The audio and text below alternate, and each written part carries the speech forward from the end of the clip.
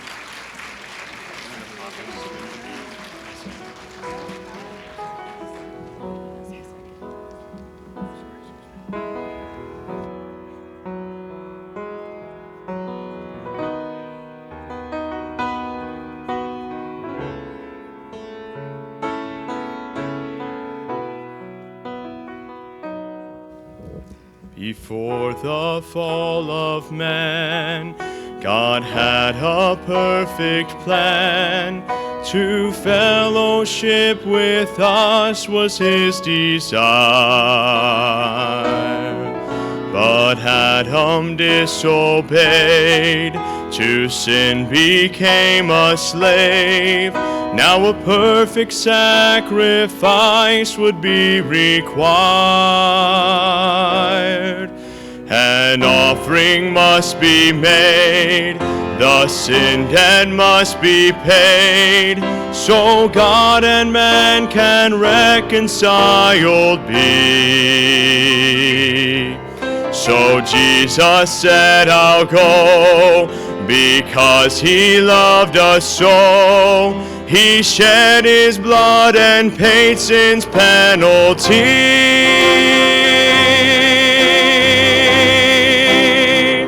He gave himself to pay a debt I could not pay when I was lost. He gave himself to be my way, though I deserve to be upon the cross that day. In love he took my place and gave himself.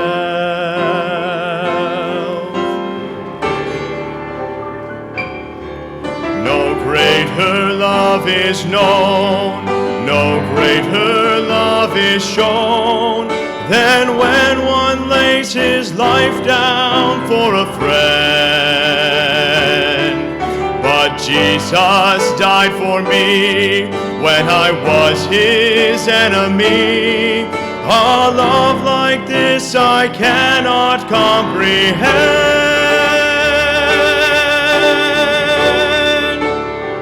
He gave himself to pay a debt I could not pay when I was lost. He gave himself to be my way, though I deserve to be upon the cross that day. In love he took my place and gave himself.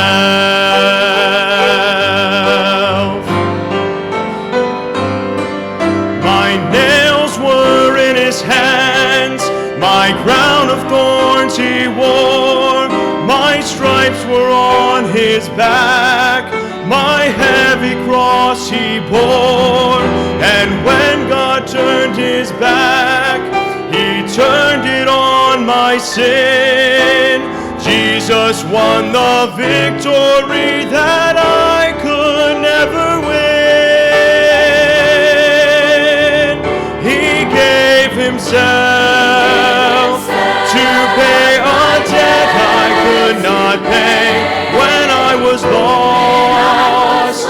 He gave himself to be my way, though I deserve to be upon the cross that day.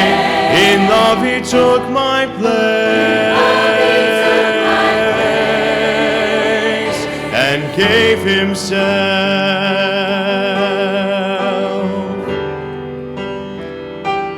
In love he took my place and gave himself.